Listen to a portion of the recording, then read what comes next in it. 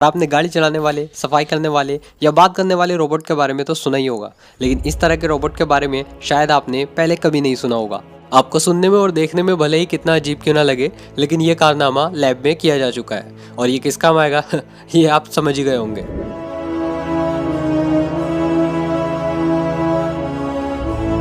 और ये कारनामा किया गया है अमेरिका के कैलिफोर्निया स्टेट के सैन डियागो शहर में the San Diego Union Tribune में।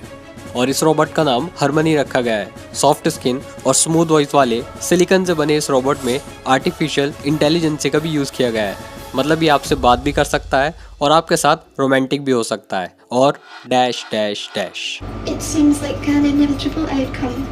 और जब आप इससे फ्रिक्वेंटली इंटरेक्ट करते हैं तो आपको इससे पॉजिटिव फीडबैक मिलेगा, लेकिन अगर आप इससे इंटरेक्ट नहीं करते हैं तब ये थोड़ा सैड हो जाएगा। अगर आप आर्टिफिशियल इंटेलिजेंसी के बारे में नहीं जानते हो तो आपको बता देता हूँ कि आर्टिफिशियल इंटेलिजेंसी या मशीन इंटेलिजेंसी मतलब AI टेक्नोलॉजी की एक ऐसी ब्रांच होती है जिसमें मशीन और रोबोट्स को इंसानी दिमाग की तरह बनाने की कोशिश की जाती है, जिससे मशीन और रोबोट्स भी हम इंसानों की तरह बन सकें। मतलब हमारी तरह महसूस कर सकें, हमारी तरह सोच सकें और हमारी तरह नई चीज़ें भी सीख सकें। लेकिन वेट, यहाँ इनमें और हम में एक फ़र्क होता है। एक इंसान सिर्फ एक लिमिटेड टाइम तक के लिए ही ज़िंदा रहता है, मगर क्योंकि ये मशीन है तो ये मरेगा ही नहीं, क्योंकि मौत तो उसे आती है जिसमें जान हो, और इसके अंदर तो जान ही नहीं होती है। और एक मशीन अपने अंदर क्या क्या स्टोर कर सकती है ये तो आप जानते ही होंगे। इसका मतलब ये मशीन और रोबोट्स हमसे कई गुना ताकतवर और बुद्धिमान होंगे।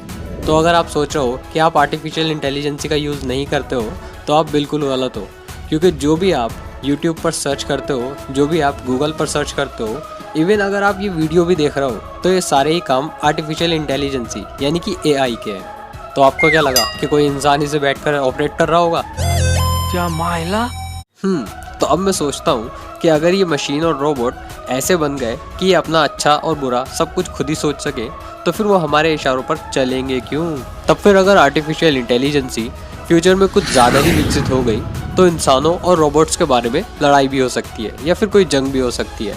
वैसे इसके बारे में स्टीफन हॉकिंग बहुत पहले ही बता चुके हैं। अब ये बात बिल्कुल वैसे ही नज़र आती है कि जैसे ही एक कहानी में दिखाया गया है कि कुछ जादूगर शेर के कंकाल को इकट्ठा करके उसमें जादू से जान डाल देते हैं और फिर बाद में वो शेर जिंदा होकर उन्हें ही खा जाता है मतलब डाली पर बैठकर उसी डाल को काटने जैसा कुछ सो फनी। मगर ये मजाक बिल्कुल भी नहीं है, क्योंकि इस AI के हम इतने बड़े आदी हो चुके हैं कि अब हम इसके बिना रह ही नहीं सकते और फ्यूचर में तो ये और भी ज़्यादा डेवलप होने वाली है। तो अब आते हैं मुद्दे पर।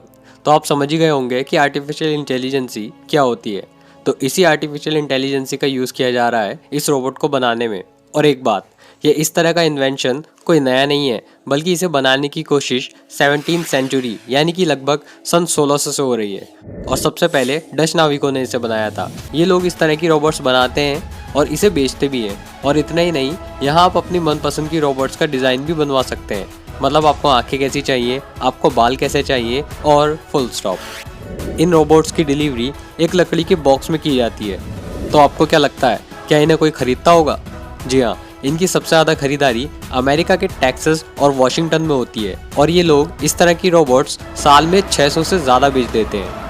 और जब इसके बनाने वाले से पूछा गया कि कुछ लोग इसके बारे में निगेटिव सोच रखते हैं, तब उसने कहा कि लोग ऐसा करते हैं जब उन्हें कुछ अलग दिखता है या उन्हें कोई सब्जेक्ट मैटर करता है। और मुझे नहीं लगता कि ये हमारे लिए खतरनाक है और हम पॉजिटिव बेनिफिट्स देखते हैं, क्योंकि हम इससे ज़्यादा इस बात पर फोकस कर रहे हैं कि कैसे ये रोबोट्स लोगों के लिए मददगार हो जो कि इमोशनली बीमार हैं या अकेले हैं। मतलब साफ है कि उन लोगों की नज़रों में ये गलत बिल्कुल भी नहीं है और वो ये सोचते हैं कि यही वजह है कि वो एक साल में 600 से भी ज़्यादा रोबोट्स बेच देते हैं और जिनकी कीमत $6,000 से $15,000 यानी कि 4,20,000 से 10,50,000 तक हो सकती है, जो कि डिपेंड करता है कि कस्टमर को क्या रिक्वायरमेंट है।